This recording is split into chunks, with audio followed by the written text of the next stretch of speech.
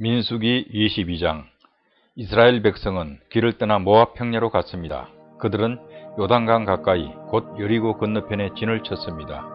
십보로의 아들 발락은 이스라엘 백성이 아모리 사람들에게 한 일을 다 보았습니다. 모압은 이스라엘 백성을 몹시 두려워했습니다. 그것은 그들의 수가 너무 많았기 때문입니다. 모압은 이스라엘 백성 때문에 겁에 질려 있었습니다. 모압 백성이 미디안의 장로들에게 말했습니다. 이스라엘 무리들이 마치 소가 풀을 먹어 치우듯이 우리 둘레의 모든 것을 삼켜버리고 말 것입니다. 그때 십보로의 아들 발락은 모압 왕이었습니다. 발락은 부돌에 사는 부올의 아들 발람을 부르러 사자들을 보냈습니다. 부돌은 아마우 땅 유프라테스 강가에 있었습니다. 발락이 말했습니다. 한 나라가 이집트에서 나와서 그들은 온 땅을 듣고 있어. 그들은 나와 아주 가까운 곳에 진을 치고 있어. 그들은 너무 강해서 나는 이길 수가 없소. 그러니 이리 와서 그들을 저주해 주시오. 그러면 내가 그들을 물리치고 그들을 이곳에서 쫓아낼 수 있을지도 모르겠소. 당신이 누구에게 복을 빌어주면 그가 복을 받고 누구를 저주하면 그가 저주를 받는다는 것을 알고 있어. 모압과 미디안의 지도자들은 복채를 그들의 손에 가지고 떠났습니다. 그들은 발람을 발견하고 발락의 말을 그에게 전했습니다. 발람이 그들에게 말했습니다. 오늘 밤은 여기에서 지내십시오. 여호와께서 나에게 하시는 말씀을 여러분에게 전해드리겠습니다. 그래서 모압의 지도자들은 발람과 함께 지냈습니다. 하나님께서 발람에게 오셔서 물으셨습니다. 너와 함께 있는 이 사람들은 누구냐? 발람이 하나님께 말씀드렸습니다. 십보로의 아들 모압 왕 발락이 저들을 보내서 저에게 이렇게 말했습니다. 한 나라가 이집트에서 나와서 그들은 온 땅을 덮고 있어. 그러니 이리 와서 그들을 저주해 주시오. 그러면 내가 그들을 물리치고 그들을 이곳에서 쫓아낼 수도 있을지도 모르겠소. 그러자 하나님께서 발람에게 말했습니다. 저들과 함께 가지 마라.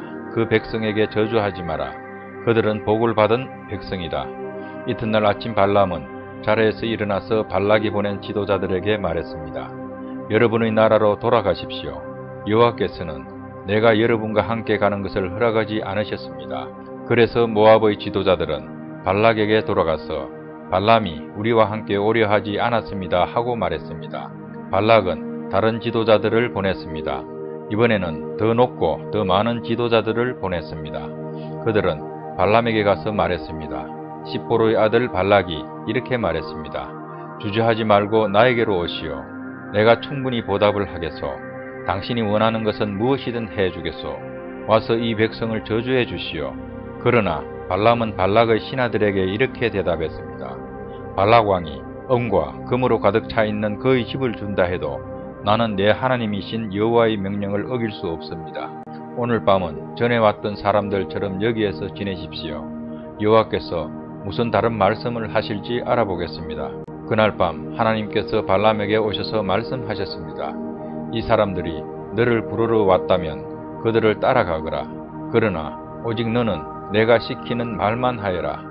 발람은 이튿날 아침에 일어나 나귀의 안장을 얹고 모압의 지도자들과 함께 길을 떠났습니다. 그러나 하나님께서는 발람이 길을 떠난 것 때문에 화가 나셨습니다. 여호와의 천사가 발람이 가는 길에 서서 발람을 가로막았습니다. 그때 발람은 나귀를 타고 있었습니다. 그리고 발람에게는 종 두 사람이 함께 있었습니다. 나귀는 여호와의 천사가 길을 가로막고 서 있는 모습을 보았습니다. 천사는 손에 칼을 들고 있었습니다. 나귀가 길을 벗어나 밭으로 들어가자 발람이 나귀를 때려 억지로 길로 들어서게 했습니다. 얼마 후에 여호와의 천사가 두 포도밭 사이에 있는 좁은 길을 가로막고 섰습니다. 길 양쪽에는 담이 있었습니다.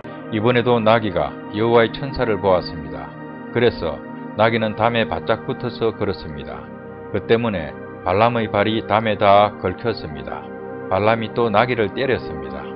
여호와의 천사가 다시 앞으로 나가서 좁은 길을 가로막고 섰습니다. 너무 좁은 길이라 왼쪽으로도 오른쪽으로도 피할 수가 없었습니다. 나귀는 여호와의 천사를 보고 발람을 태운 채 주저앉았습니다. 발람은 너무 화가 나서 지팡이로 나귀를 후려쳤습니다. 그때 여호와께서 나귀의 입을 열게 하셨습니다. 나귀가 발람에게 말했습니다. 내가 무슨 일을 했기에 이렇게 3번씩이나 때리시는 겁니까?